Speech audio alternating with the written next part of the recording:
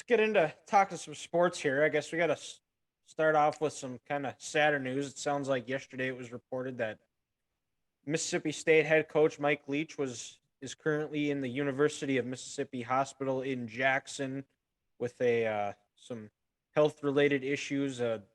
Haven't really said what it is. A couple of reports out there that it was a heart attack. It sounds like he is still in critical condition. There hasn't been a whole lot of updates, but who knows by the time this is released. Hopefully it'll be some good news by the time this is released, but he was a national treasure to say the least. I mean, he was a very authentic guy. He said what he thought, even if people didn't like it, if they didn't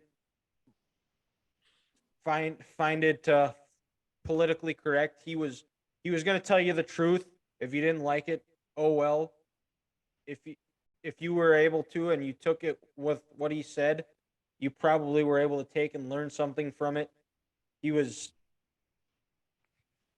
just a funny guy.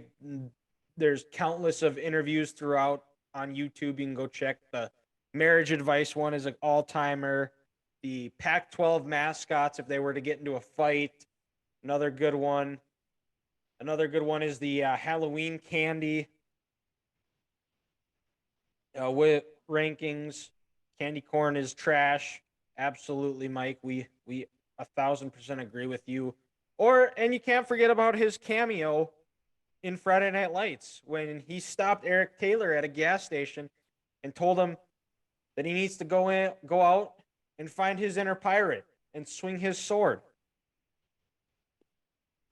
And I think that was a metaphor for the way he lived his life. Was he let his inner pirate out and he wasn't afraid to be himself. And he wasn't he's not just a successful coach, he was just a successful person. I know there were plenty. His players loved playing for him. His teams were a lot of fun to watch, and again, the stories that are out there that he's said, his interviews are just absolutely legendary. So, Coach, we're praying for you, and we hope you're able to come out of this on the other side. Unfortunately, I don't think there's going to be good news out of it. They pulled all their coaches off the recruiting trail about 2 hours ago, and it sounds like it's going to be imminent anytime, either today or tomorrow. They'll probably announce it. But honestly, he's one of my favorite coaches ever. I think he's a top five face in college football. Like, it really is hard to imagine college football without Mike out there. Well, and guys, look at, he was at the forefront of how these offensive coaches changed and played college football. Because I heard Sonny Dykes a couple weeks ago talking about, and then he was talking about that first team at Texas Tech when it was him, Mike Leach. I think Cliff Kingsbury was the quarterback, a young Lincoln Riley, just the offensive staff that they had there, in Lubbock. It changed the game. And, Mike was who Mike was, and Mike wasn't going to change for anyone. And it was fantastic. And guys, was it the press conference before Washington State played Michigan State at the Holiday Bowl when Mike didn't want to be there?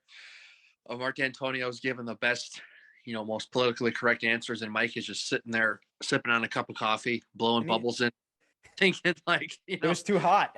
It was too hot. I don't want to be here. Just even, on a stage like that, when you're supposed to be serious and kind of, play the game and have the press conference and be cordial with the opponent. Mike was Mike, and nobody was going to tell him not to be Mike. So that was, that's probably my favorite memory I have of Mike right there, blowing the coffee because it was too hot. But, on the football field, he started to change the game with this air raid offense. Texas Tech's been running it for 20 years. And like I said, Cliff Kingsbury, Sonny Dykes, Lincoln Riley. Those are just a few of the names on that staff. Graham Harrell. Yep, Graham Harrell. Yep, Graham Harrell. How they're all around today, and this offense has evolved and it's changed. So Mike, he was a trailblazer in that aspect, because he changed the way that college football was played, and he changed the trajectory of the Big 12 forever.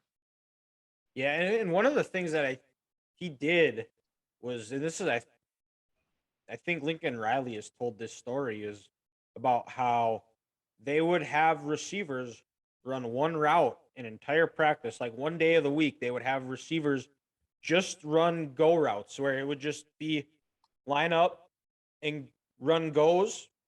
Quarterback will hit you. And Lincoln after the practice asked him about like why are we having just run go routes? Don't we want him to work more other parts of the route tree? And he said, "There's going to come a time where we're going to need guys to run go routes, and he's going to have to hit them. And the more they do it, the repetition and understanding of where receivers are going to be, where the quarterback's going to be putting the ball, that familiarity and that chemistry that they're going to develop doing that is going to win them a game."